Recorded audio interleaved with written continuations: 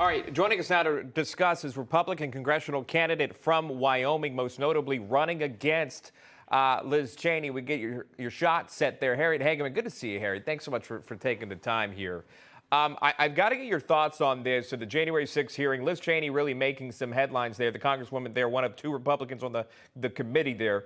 She made several powerful statements directed at former President Trump. She said President Trump assembled the mob, all but blaming the former president there for what happened on January 6th. I'm curious, is that what constituents there care about? What you're hearing, your thoughts on Congresswoman Liz Cheney? Well, thank you for having me today. And what I have to say is that the opening statements from yesterday, if you will, demonstrate that there really is no new evidence that we haven't already heard or that hasn't already been leaked.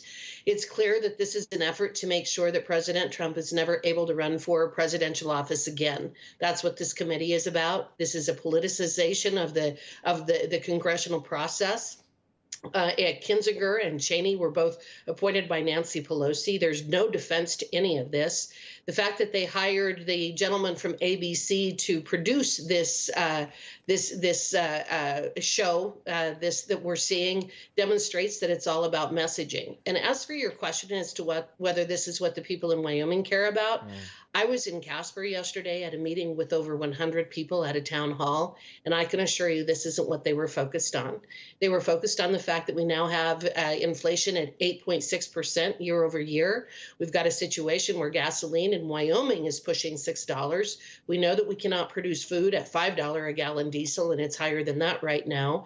We're concerned about what the USDA recently did with determining that we either adopt the radical gender agenda or they're going to cut off school lunch program funding. So the folks that I met with in Casper yesterday, they recognize this for what it is. They recognize Liz Cheney for what she's doing. This isn't the issue that's foremost in their minds because we know what happened on January 6th. But what this committee is not going to do is actually disclose what happened in terms of the failure and security and those kinds of things. So no, this isn't what Wyoming's concerned about. We're concerned about real dinner table issues, inflation, the open border, the attack on our oil and gas jobs, and those sorts of things. Right. And to take nothing away from the severity of what happened at the Capitol and the breach there, every Republican that I have ever interviewed here, Democrats alike, has always condemned what happened there at the Capitol. Investigations can always happen. The issue here that many Republicans take is that it's Congressman Banks, Congressman Jordan, Kevin McCarthy's picks were not allowed to be on this committee. The only ones that were the two that we've just mentioned. I want to play this for you if I can, the soundbite if I can. This is your challenger, the incumbent here, Liz Cheney, saying Trump will soon be a thing of the past. Watch. Tonight, I say this to my Republican colleagues who are defending the indefensible. There will come a day when Donald Trump is gone, but your dishonor will remain. Before I get your comment, Trump actually responded on Truth Social, his new social network there, to this. So he was paying attention. He said, quote, "The unselect committee has now learned that I, as president, suggested and offered up to 20,000 National Guard or troops to be deployed in D.C. because it was felt that the crowd was going to get very large. Crazy Nancy Pelosi turned down the offer. She didn't like the way it looked. Likewise, the mayor of D.C., had they taken up the offer, there would have been no January 6th. The unselects have ruled Pelosi off limits, no questions. The hearing is another political hoax to counter inflation, et cetera," end quote. That final thought there, inflation now hitting an all-time high at 8.6%, beating the 8.3 in March. That was not expected. It's continuing to go up. Your thoughts on President Trump's response there? Well, I think that he hit the nail on the head. And the point is that Liz Cheney really is missing the mood of this country and understanding the significant issues. We recognize that the purpose of this committee is to deflect attention from the failures of the Biden administration. Everything we've been talking about this morning and everything that I was visiting with people in Wyoming about last night. Again, inflation, the war on our fossil fuel industries, rising gas prices, an open border, all of those things. what Liz Cheney fails to recognize is that we support the America First agenda, which she does not and never has. And that's the real battle between Liz Cheney and the rest of the Republicans and Liz Cheney and Donald Trump. Liz Cheney wants to make this all about Donald Trump. Donald Trump wasn't there that day. And that's one of the things that this committee is going to have to deal with at some point. One of the things that they did is they did voiceovers. They used a voiceover of his voice and then showed video at the same time, not disclosing the fact that those things were not done at the same time. So again, as a trial attorney, I'm a trial attorney. I'm a constitutional attorney. I don't just play one on TV.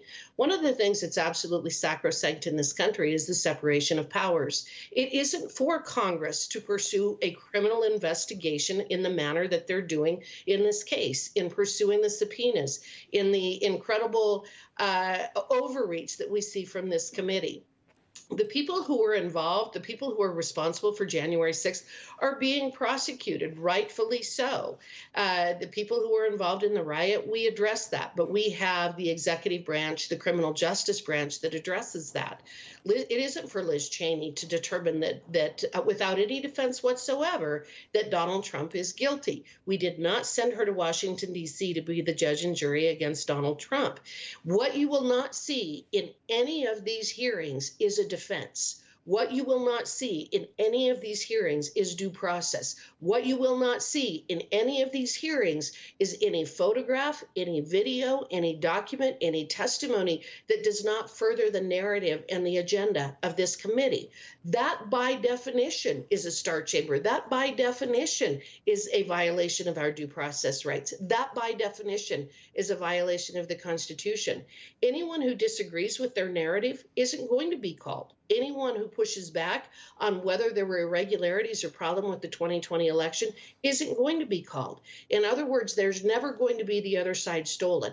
It's only going to be Liz Cheney's narrative. And so the question you have to ask is, what are they afraid of? Why don't they want the evidence of a defense presented? Why don't they want Donald Trump or anyone involved to be able to defend themselves? Because they know that this is a house of cards that's going to collapse when there's the least little bit of sunshine that is shown on what Nancy Pelosi did, what Liz Cheney has done over the last year, what the Democrats have done over the last year. This is an effort to destroy Donald Trump and influence the November elections. It's that simple. There will be 6 more public hearings for the January 6th committee, so watch for that. Again, as they tout there will be other findings and other video and sound to be released again to the public. Again, 6 more of those going to happen. Harriet Hageman joining us live, Republican congressional candidate challenging Liz Cheney there in Wyoming. Good to see you, Harriet. Thanks for the time. We appreciate it. Thanks, Sean.